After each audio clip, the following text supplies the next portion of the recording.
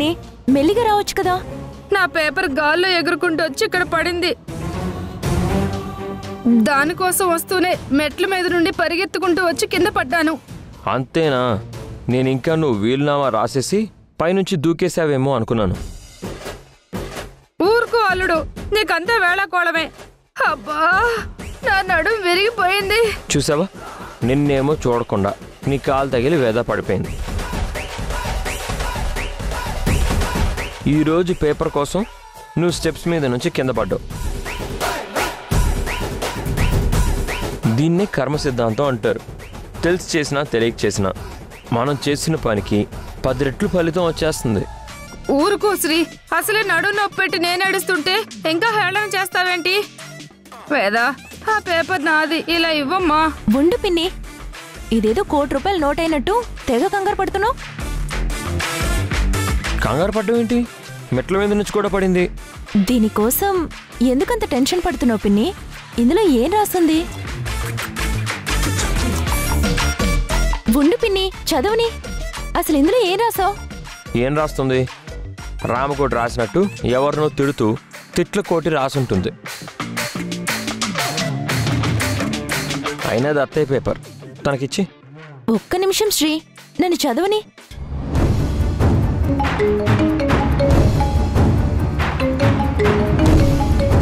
వేద, నీ phone ring అవుతుంది, వెళ్ళి చూడు.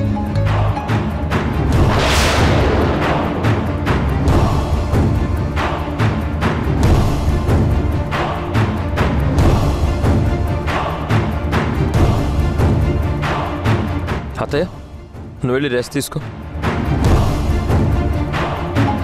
ఫోన్ వస్తుంది. హలో.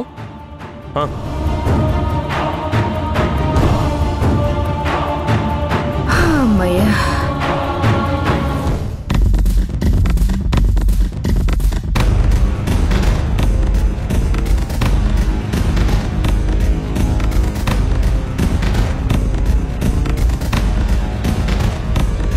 అమ్మా, అమ్మా, అయ్యో. ఏమైంది పిన్ని? ఏమవుతుందమ్మా, మెట్ల మీద నుంచి కింద పడ్డాను, నడుం పట్టేసింది. అయ్యో, చూసుకోవద్దా పిన్ని? ఏంటోనమ్మా, టెన్షన్లో ఉండి ఆ చికాకులో నడుస్తూ పడ్డాను. టెన్షన్ దేనికి పిన్ని? నన్నేం చేయమంటావు వీణా? ఆ వేదని ఆవిడ గారు చేసే పనులని చూస్తుంటే కడుపు తరుక్కుపోతుంది. ఏం చేసింది? మీ అత్తయ్యని బుట్టలో వేసుకుంది, మీ మావయ్యని శ్రీని కూడా బుట్టలో వేసుకుంది. అంతేకాకుండా పార్వతిని తనకి ఎలా కావాలో అలా ఉపయోగించుకుంటుంది. వెరీ ఇంట్రెస్టింగ్ పిన్ని. పార్వతి అత్తయ్యని ఉపయోగించుకోవడం ఏంటి? అదేనమ్మా, తన ప్రోడక్ట్ ని పార్వతితో కొనిపించి అత్తయ్య ఆశీస్సులు కావాలని హడావుడి చేసింది కదా. అయినా పార్వతికి కూడా వేద గెలవడమే ఇష్టం, పైకి చెప్పడం లేదంతే. ఆయన బ్లెస్సింగ్స్ వల్ల ఎవరైనా గెలుస్తారా? కష్టపడితే గెలుస్తారు. నువ్వు చెయ్యాల్సింది నువ్వు చెయ్యి. ఈ భాగ్యాన్ని నమ్మకూడదు, కానీ ఇవిడ చెప్పింది కరెక్టే. పార్వతి అత్తయ్య వేదకి సపోర్ట్ చేస్తుంది. తనని జాగ్రత్తగా గమనించాలి. ఈ ఇంట్లో అందరి లెక్కలు తేల్చుకుంటాను.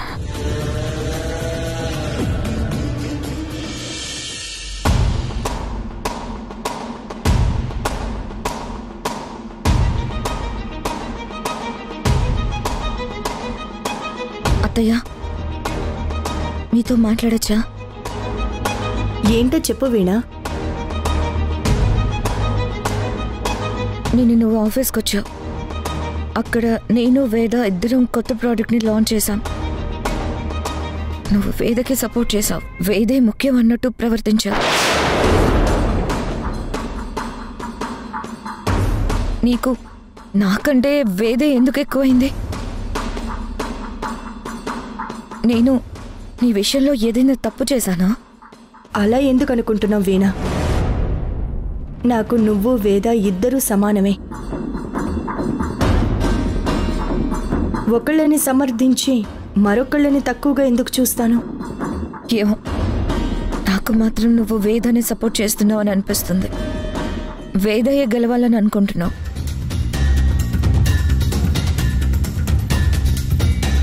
వీణా, ఎవరూ ఏదో అనుకున్నంత మాత్రాన గెలుపు రాదు. గెలవాలంటే కష్టపడాలి.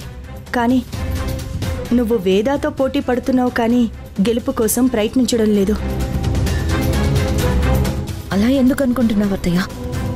గెలవడానికి నా సాయశక్తిలో ట్రై చేస్తున్నాను. కానీ వేదకి దొరికినంత సపోర్ట్ నాకు దొరకడం లేదు. అయిన వాళ్ళు కాని వాళ్ళు అందరూ వేదాన్ని సపోర్ట్ చేస్తున్నారు. నువ్వు నా మేనకోడలివి. నేను నిన్నెందుకు సపోర్ట్ చేయను? నువ్వు గెలిస్తే ముందుగా ఆనందపడేది నేనే. ఈ పార్వతి వేదతో బాగున్నట్టు నటిస్తుందంతే. నిజానికి తన సపోర్ట్ వీణకే. వీణే గెలవాలని కోరుకుంటుంది. శ్రీ ఎప్పుడూ వేదాకే సపోర్ట్ చేస్తాడు. మీ మావేకి నీకు పడదు కాబట్టి ఆయన కూడా వేదాన్ని సపోర్ట్ చేస్తారు. మరి నీ భర్త పరిస్థితి ఏంటి? రిషి నిన్ను సపోర్ట్ చేస్తాడా? అసలు మీరిద్దరూ అన్యోన్యంగా ఉంటున్నారా? అదేంటి అత్తయ్య అలా అడుగుతున్నావు? మేం బానే ఉన్నాం. బానే ఉంటే వేరు గదుల్లో ఎందుకుంటున్నారు? మీ ఇద్దరి మధ్య ఏదో సమస్య ఉందని నాకు తెలుసు. అది ఏంటని నేను అడగను. కానీ మీరిద్దరూ కలిసి ఉంటేనే నాకు ఆనందం. రిషిని వేధించడానికే నాకిదే మంచి అవకాశం. అత్తయ్యని అడ్డం పెట్టుకుని రిషి నేను ఒకే రూమ్లో ఉండేలా చేస్తాను. లోక్నాథ్కి చుక్కలు చూపిస్తాను. అత్తయ్య, నీ దగ్గర దాచేదేం లేదు. నువ్వు అన్నదంతా నిజమే. ఈ విషయంలో నువ్వే నాకు సాయం చేయాలి. ఖచ్చితంగా చేస్తాను.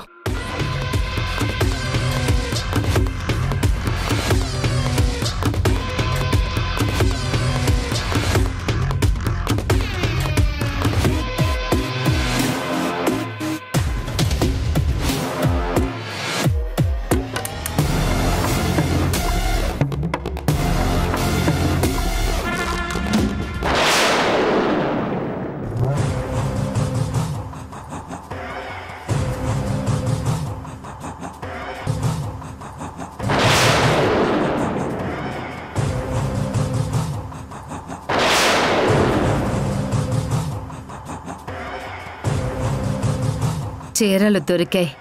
ఇక చెయ్యాల్సిందే మిగిలింది.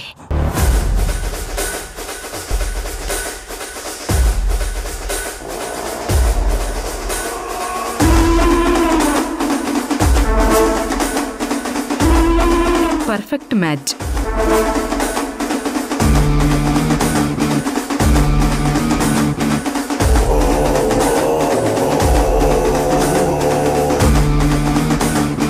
నేను చెప్పినట్టు చెయ్యండమ్మా. అంతా మంచిగా జరుగుతుంది. సరే స్వామి, మీరు చెప్పినట్టే చేస్తాను. ఇక నేను వెళ్ళొస్తాను. శుభం.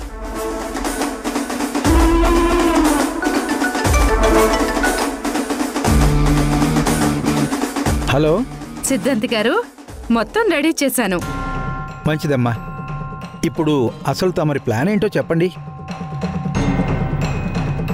నేను వేదాన్ని తప్పించి నా కూతుర్ని ఇంటి పెద్ద కోడల్ని చేయాలనుకుంటున్నాను. కానీ ఈ ఇంట్లో ఆ పని చేస్తే పార్వతి అడ్డుపడుతుంది.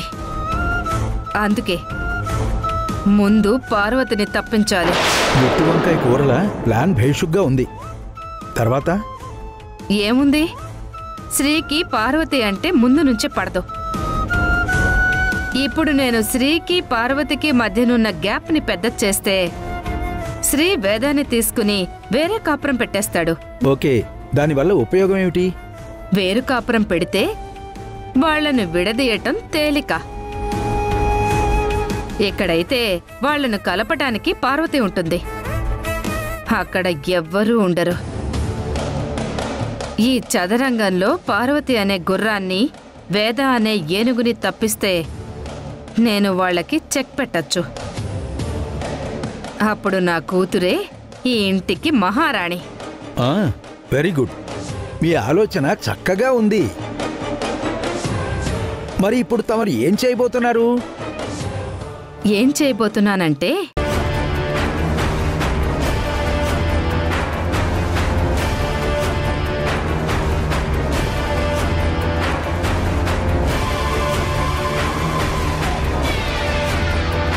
అది నా ప్లాను. ఎలా ఉంది? బాగుందమ్మా, అలాగే చెయ్యండి.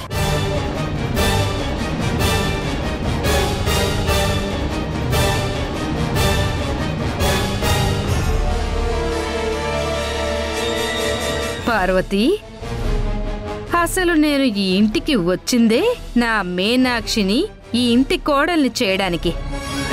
దానికి నువ్వే కాదు, ఎవ్వరడ్డొచ్చినా ఊరుకునేదే లేదు. ఇప్పుడు నిన్నే పావుగా వాడుకుని నా లక్ష్యం చేరుకుంటాను.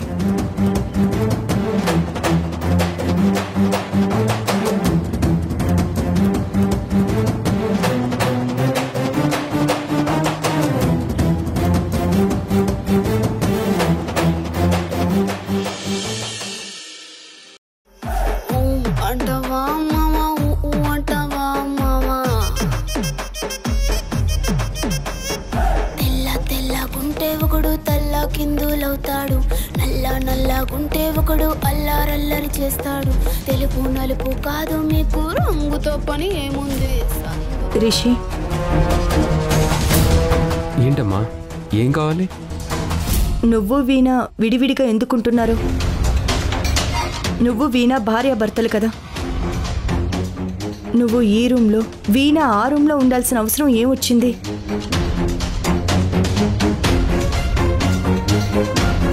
తనే అలా ఉండడానికి ఇష్టపడుతుంది. నాతో కలిసి ఉండడం తనకి ఇష్టం లేదు. అందుకే నేను విడిగా ఉంటున్నాను. భార్యాభర్తల మధ్య ఏదైనా సమస్య ఉంటే కూర్చొని మాట్లాడుకోవాలి, అంతేకాని ఇలా విడివిడిగా ఉంటారా?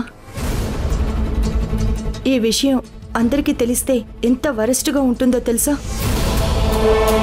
నేను తనకి నచ్చ చెప్తాను. ఇద్దరు ఒకళ్ళతో ఒకళ్ళు అడ్జస్ట్ అవ్వండి. వీణా,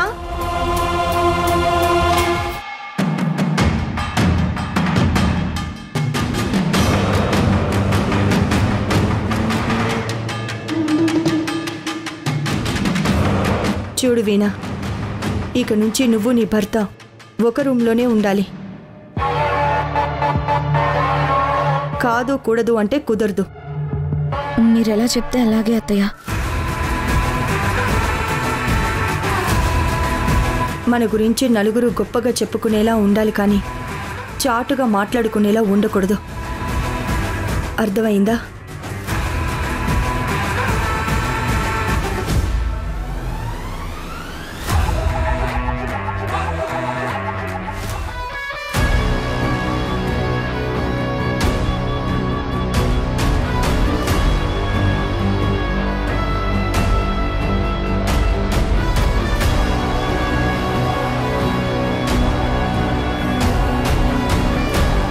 ఏం ప్లాన్ చేసావు? ఏం సాధించడం కోసం నా రూమ్లోకి వచ్చావు? నేనేం చేయలేదు రిషి. ఇలా విడివిడిగా ఉంటే నలుగురు 4 రకాలుగా అనుకుంటారని అత్తయ్య నన్ను ఇక్కడికి తీసుకొచ్చారు. నీకు ఇష్టం లేకపోతే చెప్పు రిషి, నేను ఇప్పుడే వెళ్ళిపోతాను. నువ్వే అత్తయ్యకి ఏదో ఒకటి చెప్పి కన్విన్స్ చేసుకో. ఇది బయటికి వెళ్తే ఆవిడ గారు వచ్చి క్లాస్ తీసుకుంటుంది.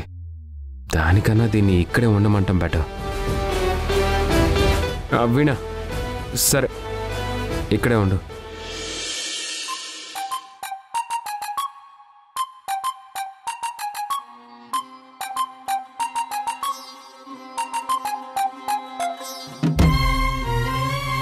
అమ్మయ్యా, ఈ దెయ్యం బయటికి వెళ్ళినట్టుంది. హ్యాపీగా పడుకోవచ్చు.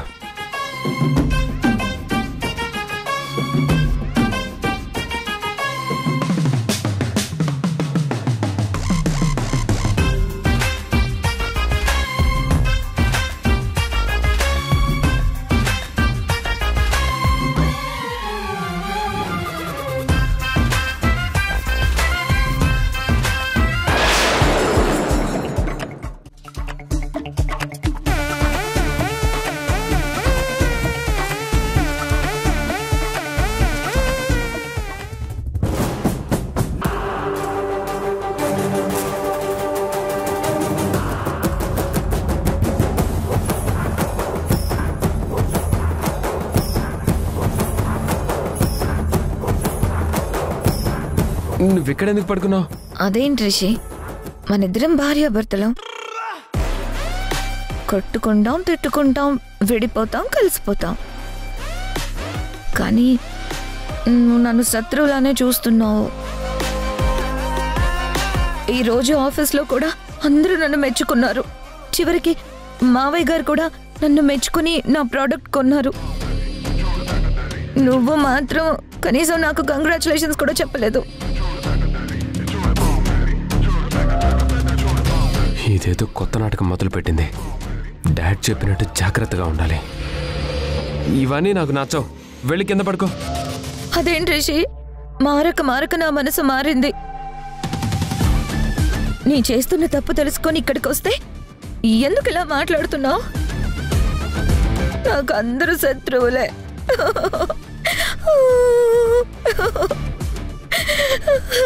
ఒక్కళ్ళు కూడా నన్ను అర్థం చేసుకోవడం లేదు. ఆపు వీణా. ఇప్పుడు వేడవడం ఎవరైనా చూస్తే బాగోదు. సరే, ఇప్పుడు నేనేం చేయాలి? ముందేడు పాపు. కావాలంటే నువ్వే బెడ్ మీద పడుకో, నేనే కింద పడుకుంటాను.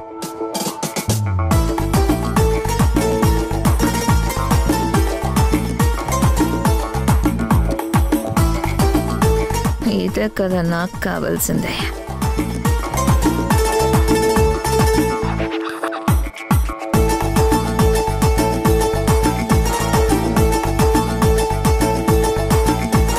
అయ్యో రిషి, కింద పడుకుంటే బాడీ పెయిన్స్ వస్తాయి. పైన పడుకో రిషి.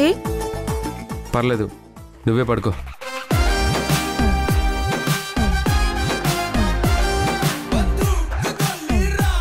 Good night.